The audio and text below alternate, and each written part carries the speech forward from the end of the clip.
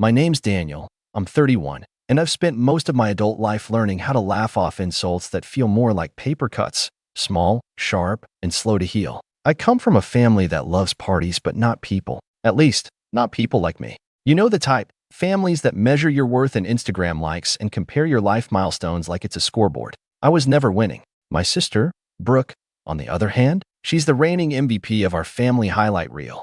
Blonde, loud, and perfectly curated. She got engaged at 23, married at 25 in a 3-day affair at a vineyard, and has been throwing themed baby showers for her kids like she's auditioning for a lifestyle magazine. Me? I was the late bloomer, the quiet one, the maybe he's just not into commitment guy. Every time I brought a girlfriend home, it turned into a round of subtle interrogations disguised as conversation. So, you're okay with his job? You know he still rents, right? Oh, you met on an app?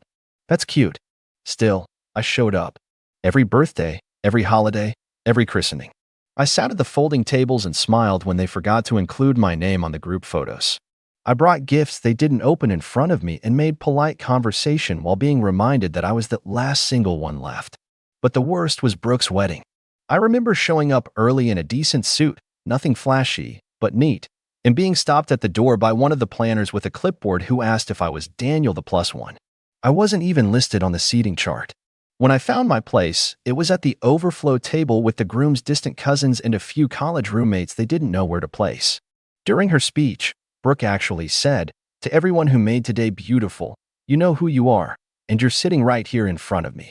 I wasn't. I was 3 tables back, next to the bathroom line. Later that night, while people were drunk dancing and the cake was being sliced, Brooke pulled me aside. She was tipsy, glowing, and dripping with self-satisfaction. "You know, Danny," she said, holding her wine glass like it was a scepter, "some people just aren't wedding material. But it's okay. Not everyone needs the spotlight." She laughed, then kissed my cheek like it was a compliment, not a gut punch. I smiled. I always smiled. But that night, I went home and didn't speak to her for 6 months. Fast forward 5 years. I met someone. Her name's Lila. She's calm where I'm anxious, firm where I hesitate, and she looks at me like I'm enough, not someone to be polished or explained away. We dated for 3 years before I proposed. Quietly. No fanfare. Just the two of us on a trail overlooking the lake. She cried, said yes, and then asked the question I'd been dreading. "Will your family be there?" I hesitated. Not because I didn't want her to meet them, she already had, but because I knew what inviting them would mean, the same jabs, the backhanded compliments, the performative hugs. I told her we'd think about it. When we started planning the wedding, I kept stalling on the guest list. Lila noticed. "Is it really that complicated?" she asked one night while highlighting vendors in a wedding magazine. I told her the truth. I told her about Brooke's wedding, about the comment, about the way my family always made me feel like a side character in their play. She listened. She didn't judge. She just held my hand and said, "Then maybe it's time you write your own story." Something in me shifted. Not out of anger. Not yet. But clarity. I realized I'd spent years being hurt by people who didn't even notice the damage. They didn't hate me. They just didn't value me. And I was done buying my ticket to a table I wasn't welcome at. We booked a venue upstate. Not flashy, but stunning. Rustic cabins, fairy lights strung between trees, a clearing for the ceremony with a view of the hills. It felt like us. We kept the guest list small.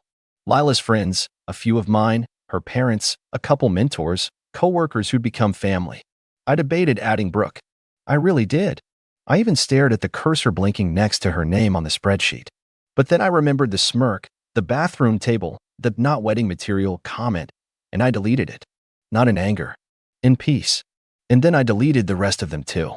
My mom, who always forgot to mention me in family updates. My dad, who called once a year to remind me how proud he was of my sister's success. My brother-in-law, who made passive jokes about how I finally caught up. We sent the invitations. All of them. Not a single one went in my family. The backlash didn't come immediately. I guess they assumed I'd just do what I always did. Be quiet, be late, be thankful for a seat, any seat, at the table. But the moment Lila posted the save the date photo with her hand on my chest and the caption, "Can't wait to say I do in the hills with the people who truly matter," all hell broke loose. Brooke was the first to text. "Wait, you're getting married?" Then another one. No invite. Then one that just said, "Wow." I didn't respond. My mom called 3 times the next morning. Left one voicemail. Daniel, this isn't how families do things. Please call me. My dad emailed. Emailed? Who even does that? The subject line was a disappointment. I didn't open it. And then Brooke sent the big one. You're really excluding your whole family? After everything we've done for you? Fine. But don't come crying when you need something later. Have fun playing husband to your little boho girlfriend. Must be nice to finally feel important. I stared at that message for a long time. I didn't reply. I didn't need to. For the first time in my life, I had nothing to explain. A few days after the text storm, I got a call from my Uncle Ray, the only relative I'd ever halfway trusted. He's my mom's older brother, a retired electrician with a sharp tongue and a heart that only shows itself when you least expect it. We hadn't spoken in a while, but I answered, mostly out of curiosity. Hey, Danny, he said, voice gravelly like he was still clearing sleep even though it was mid-afternoon. Listen, I know I probably shouldn't get involved, but your mom's been going around telling people you're having some kind of mental breakdown. Says Lila's got you isolated or something. You okay? I laughed. I actually laughed. Uncle Ray, I'm fine. I'm more than fine. I just didn't want the people who spent years making me feel invisible to sit in the front row of my wedding like they earned it. There was a pause. A long one. Then, good. About damn time. I blinked. Wait, what? Kid, he said, you think I didn't see it? Every Christmas you'd show up with gifts for their kids, and they'd act like you were the mailman. Every time you brought a girl home, they made her feel like a charity case. And don't even get me started on what Brooke said at her wedding. I told your mother that was out of line. She said, Daniel's not the sensitive type. That's when I knew she stopped seeing you as a person and started seeing you as an ATM. It hit me harder than I expected. Not the insult, but the fact that anyone I had noticed. I just wanted a peaceful wedding, I said quietly. And you're gonna have one, he replied. You earned it. I'm not calling to guilt you, Danny. I'm calling to say thank you for finally standing up. They're losing it not because you hurt them, but because you stopped letting them hurt you. That night, I told Lila what he said. She just wrapped her arms around me and whispered, I'm so proud of you. But the messages kept coming. From cousins I barely knew, from Brooke's husband, from even my mom's church friend who once asked if I was the artistic one, because apparently being single and quiet equates to painting portraits in the attic. Each message had a different flavor. Some were veiled guilt trips, others were flat-out rants. But all of them boiled down to the same toxic stew. How dare I remove myself from their narrative? Then came the group message. Yep, a full-on, nuclear family group text I hadn't seen activity in for years suddenly lit up like a Christmas tree. My sister started it. Just wanted everyone to know Danny's getting married and didn't invite his family. She attached a screenshot of Lila's save the date. My mom chimed in with, we're all just heartbroken. It's like we don't even know who he is anymore. Then my dad, with his usual emotional finesse, he's always been selfish. We just didn't want to admit it. I stared at the thread. For a solid 10 minutes. Not because I didn't know what to say, but because I knew exactly what not to say. I left the group chat without a word. That's when it got serious. Brooke, unable to let go of the spotlight she thought I'd stolen, went online. She didn't name us directly, but she posted a cryptic caption over a photo of her in a bridesmaid dress. When your little brother throws a wedding but forgets who helped raise him. Hashtag fake family. Hashtag no class. That one got traction. Her friends commented things like, ugh, families can be the worst, and you're such a saint, Brooke. A few even tagged me directly. I didn't respond to those either. But then Lila's mother, bless that woman, entered the chat. She commented, interesting take. Especially since I've watched Lila and Daniel pay for everything themselves, plan everything themselves, and support each other without asking a soul for a dime. Seems like they know exactly who their real family is. That comment got more likes than Brooke's post. Now, here's where it started getting weird. A week before the wedding, I got a card in the mail. No return address, but I recognized the handwriting immediately. It was my mom's. Inside was a 3-paragraph letter scribbled in blue ink. The first paragraph was an emotional guilt trip. How she carried me for 9 months, how she stayed up with me during fevers, how she always tried her best. The second paragraph shifted into veiled scolding. How family isn't something you can opt out of. How I was embarrassing myself in front of the extended relatives, and how I needed to think about the image I was projecting. And the final paragraph? That one was the kicker. If you marry this girl without inviting your family, don't bother coming back. Don't call when you need help. Don't expect us to welcome you at Christmas. Actions have consequences, Daniel. I folded the letter carefully, put it back in the envelope, and slid it into the drawer next to the old RSVP cards. I didn't show Lila right away. Not because I wanted to protect her, but because I didn't want her to carry the weight I'd already spent years learning to bear. The morning of the wedding, I woke up earlier than I expected. The air was cool, the sky overcast in that perfect, soft photograph kind of way. Lila was getting ready in another cabin, and I had a moment to myself. No noise, no buzzing phone, just the hum of wind through pine trees and the scent of something fresh beginning. And then my phone lit up. A new number. I almost ignored it. But something told me to answer. It was Brooke. I just want to know why, she said immediately. No greeting. Why would you do this to us? To me? After everything? I sat down on the edge of the porch. You really don't know? No, I don't. This is the most vindictive thing you've ever done. Not inviting your own family. You've humiliated us. People are asking questions. They're wondering if something's wrong with you. I let the silence stretch. Then I said, Brooke, you told me I wasn't wedding material, that I didn't belong in the spotlight. You made me feel small. For years. And now that I'm finally happy, you're upset I didn't hand you a front row seat to it. You're overreacting, she snapped. It was a joke. God, you're so sensitive. There it was. The phrase I'd heard my whole life. I'm not sensitive, I said quietly. I'm just done. She started to speak again, but I hung up. And then I turned off my phone. By the time guests started arriving, I felt lighter than I had in years. The music played, soft laughter filled the air, and one by one, people who chose to be in my life showed up looking like joy incarnate. And just as I stepped behind the trees, waiting for my cue to walk down the aisle, the coordinator rushed over to me, wide-eyed and breathless. There's someone at the gate. I raised an eyebrow. Who? She hesitated. Your mom. And your sister. And I think your dad's parked across the road. They're not on the list, but they're saying it's a family emergency. I stared at her, my heartbeat steady. Then I smiled. Tell them the guest list is final. And then I walked down the aisle. The ceremony itself was everything I didn't know I needed.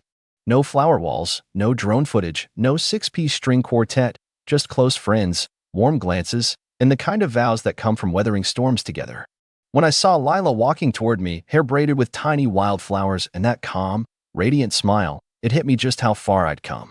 Not just from the awkward kid at the back table, but from the man who used to bend over backward just to be tolerated. I didn't think about my family at all during the vows. Not once. My hands weren't shaking. My voice didn't falter. The weight of their absence didn't feel like a loss. It felt like space. Room to breathe, to stand up straight, to finally take center stage without someone rolling their eyes in the background. The ceremony ended with cheers and laughter and the kind of hugs that linger a little longer because the people giving them mean it. Everyone slowly made their way to the reception area, a beautifully lit outdoor setup with long wooden tables, hanging lights, and soft music drifting through the dusk. It looked like something out of a quiet dream, elegant but not pretentious, intimate but not small. Then came the photographer, pulling me aside with a puzzled look. Hey, she said gently, there's a group of people kind of lingering near the trees at the edge of the venue. They haven't come in, but they're watching. Do you want me to do anything? My jaw clenched before I even turned to look. I already knew.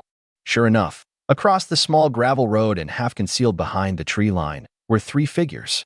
My mother in a pale blue dress I'd seen her wear to a gala years ago, standing stiffly with her arms crossed. My father, hands in his pockets, pretending to study a brochure from the lodge nearby like he wasn't staring daggers at the wedding tent. And Brooke, of course, in a white pantsuit. White. I could see her face even from that distance, lips pursed, nostrils flared, scanning the tables like she was calculating who knew her, who might notice she wasn't included. I turned back to the photographer and smiled. You don't need to do anything. Just crop wide if they're in the background. She laughed a little, relieved, and went back to her camera. But as I watched the three of them standing there like uninvited spirits haunting the perimeter of my joy, something in me shifted. Not anger. Not fear. Not even satisfaction. Just clarity. These people didn't show up out of love. They didn't show up because they missed me or because they regretted anything. They came to witness the thing they thought they were entitled to and weren't. They wanted to stand at the edge of my happiness and decide how much of it they'd allow me to have. And now that they had no say, they didn't know what to do with themselves. The speeches started as the sun set, painting everything in that golden hue photographers chase like treasure. Lila's dad gave a heartfelt toast that had everyone laughing and tearing up in equal measure. Then my best friend Oliver stood, raised his glass, and said something that silenced the whole tent, to Daniel, the most loyal friend I've ever had, who spent years giving love to people who didn't see it for what it was, who finally found someone who saw him and chose him. This guy has taken more punches from life than most people twice his age and still showed up for everyone. But today, he showed up for himself. And man, it's about time. People clapped. Some stood. I didn't cry, but I could have. Because in that moment, I realized the version of me who once begged to be seen was gone. The person sitting at that table wasn't trying to prove anything to anyone. I had already won. Not out of revenge, but by reclaiming the life they always told me I wasn't meant to have. Just as dessert was being served, mini apple tarts and tiramisu squares, my phone buzzed. One message. From Brooke. It read, "You are seriously going to regret this." No context. No explanation. Just venom distilled into one sentence. I turned the screen to Oliver. He read it, then let out a low whistle. Wow. She really thought this was about her. I smiled, then hit block without another word. Later that night, as the sky filled with stars and people swayed to music under the string lights, I walked back toward the cabins to get something from the lodge. As I rounded the path near the edge of the property, I heard voices sharp, hushed, and angry. He should have just let us in. I don't care what he thinks he's doing. That's our family. It was my mom. Still there. Still furious. Then Brooke. I hope he chokes on his perfect little moment. Let's see how long it lasts once real life kicks in. I stood there for a second, just out of view. I should have walked away. Should have let it go. But something inside me, the years of silence, the swallowed pride, the countless times I accepted being the afterthought, told me to step forward. And I did. I stepped through the trees and into their view, startling all three of them. My mother gasped. Brooke's eyes narrowed. My dad just stared. I know you're upset, I said calmly, voice steady. But you weren't uninvited. You were never invited. Because this day wasn't about correcting your version of me. It was about celebrating the person I've become without you. And the fact that you're here, hiding behind trees instead of being surrounded by love, tells me I made the right choice. Brooke's jaw clenched. You think you're better than us now? No, I said. I think I'm finally free of you. Then I turned around and walked away, back toward the laughter, the light, and the people who actually showed up. I didn't look back. As I walked away from the shadows of my past, each step felt like an exhale I'd been holding in for years.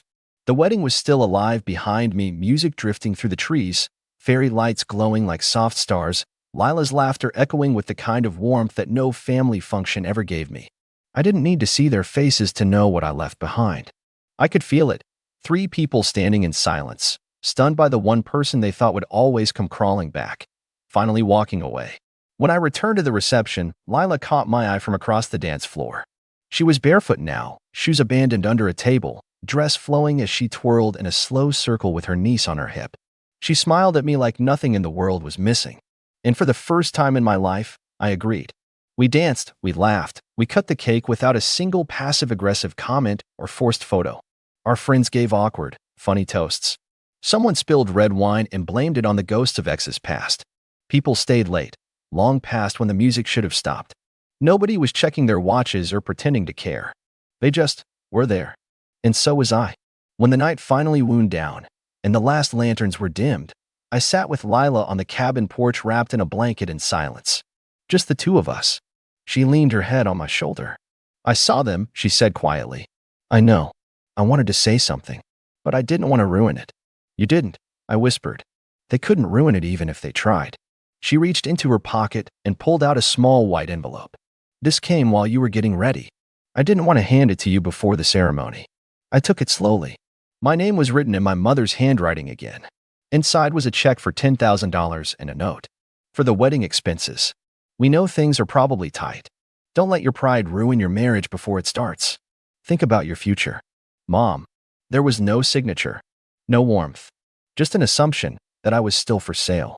I chuckled and slid the check into the fire pit beside us.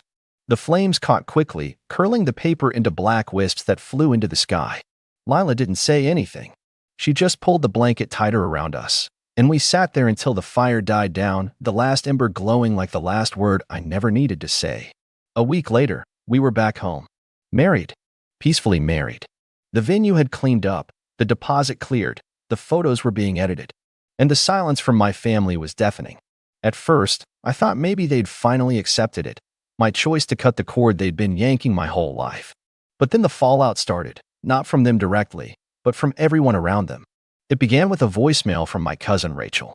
"Hey, I don't want to be weird, but your mom's been telling people you had a mental breakdown at the wedding.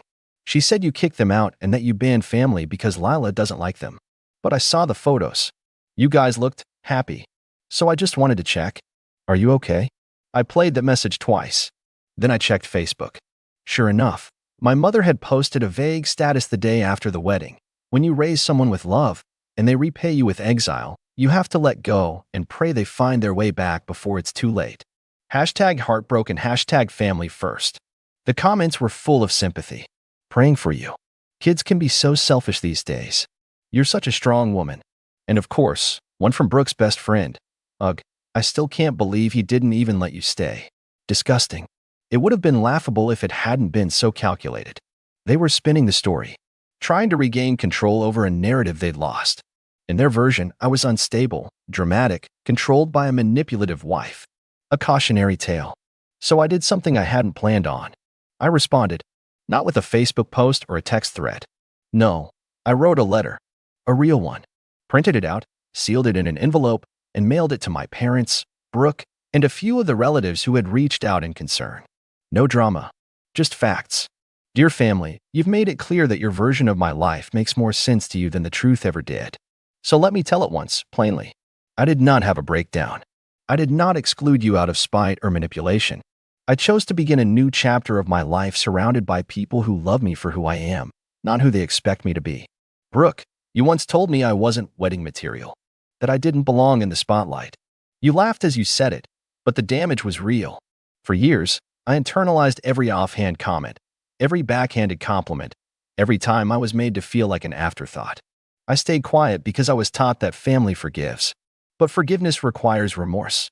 And you have never once acknowledged your words or actions. Mom, your check didn't come from love. It came with strings. It was a leash disguised as a gift. I don't need it. We never did. You weren't uninvited from my wedding. You were simply never included in a moment you had no hand in building. I've spent my life trying to be accepted by people who see me as the family wallet, the emotional punching bag, the one who doesn't fit the aesthetic. Well, I'm done fitting into a mold you built from resentment and entitlement. I didn't cut you out of my life to punish you. I let you go because carrying you was breaking me. And I won't carry that anymore. Daniel, I sent the letter. And then I moved on. There was no reply. No apology. Not even a text. But slowly, over the next few months, something surprising started happening. A cousin I hadn't seen in years messaged me to say she'd always thought I was treated unfairly. An old family friend reached out and said she was proud of how I stood up for myself. Even my Uncle Ray called again, this time with something softer in his voice. They won't say it, he told me, but they know. Deep down, they know. And that was enough. Lila and I moved into a new apartment 3 months after the wedding. It wasn't big, but it had a balcony and morning light and enough space for a piano she found at a thrift store. She plays while I cook. Sometimes I stop just to watch her hands glide across the keys like they're rewriting the soundtrack of my life. And every now and then, when the music drifts through the open window and the world feels too quiet, I remember that folding chair at Brooke's wedding. I remember the smirk, the side comments, the way they always acted like love was something I had to earn. And I smile, because I finally understand, love isn't earned through suffering. It's chosen. And I chose a life without them. No more waiting for approval. No more shrinking to fit. No more setting a place at a table I was never truly welcome at. This life, imperfect, joyful, mine, is the one I built when I stopped asking for permission. And I wouldn't trade it for a seat at anyone's table. Not even theirs.